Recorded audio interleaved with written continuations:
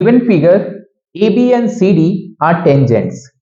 AB and CD are tangents to a circle centered, जो इसका centre है वो O पे है ये, ओके।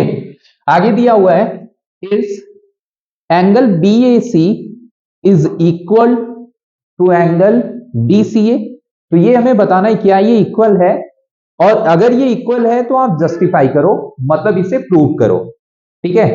सो अपन क्या करेंगे, एक कंस्ट्रक्शन करेंगे यहां पे, इसको इससे ज्वाइन करो, ए को ओ से एंड ओ को सी से।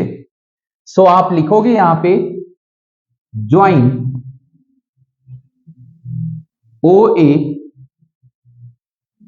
एंड ओ सी, ठीक है, ये कंस्ट्रक्शन का पार्ट है।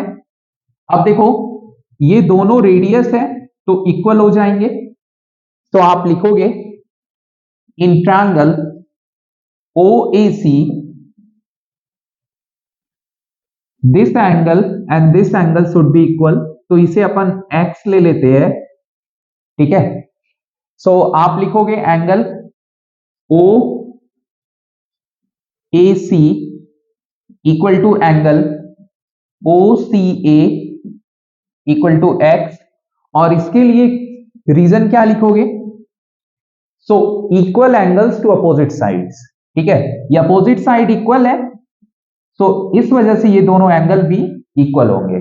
सो आप लिखोगे equal angle to opposite sides,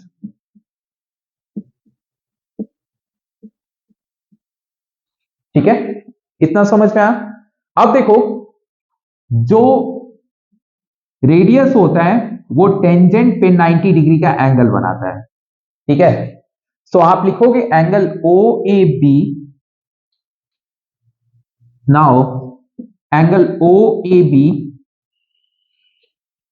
is 90, इसके लिए रीजन आप लिखोगे A is point of contact, point of contact, ठीक है, एंड अगेन उधर भी दिस इज,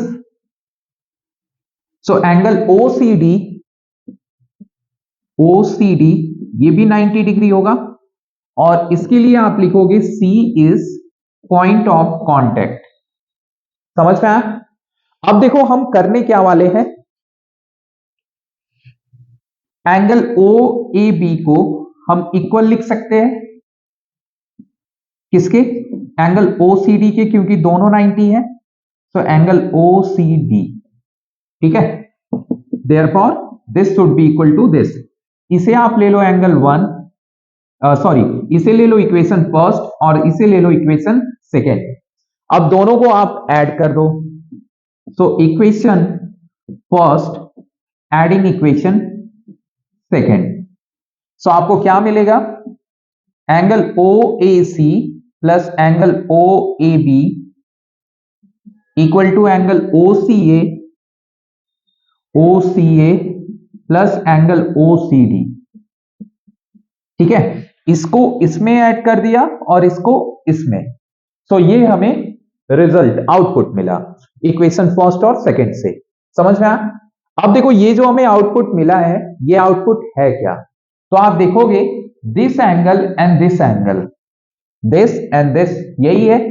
अब इसको लिख सकते हैं BAC, इस पूरे को अपन क्या लिख सकते हैं BAC, सो एंगल BAC, और उधर एंगल DCA हो जाएगा, इन दोनों का सम क्या होगा एंगल DCA, और यही चीज हमें ऊपर प्रूव करनी थी, तो आप लिखोगे हेंस प्रूव्ड, ठीक है।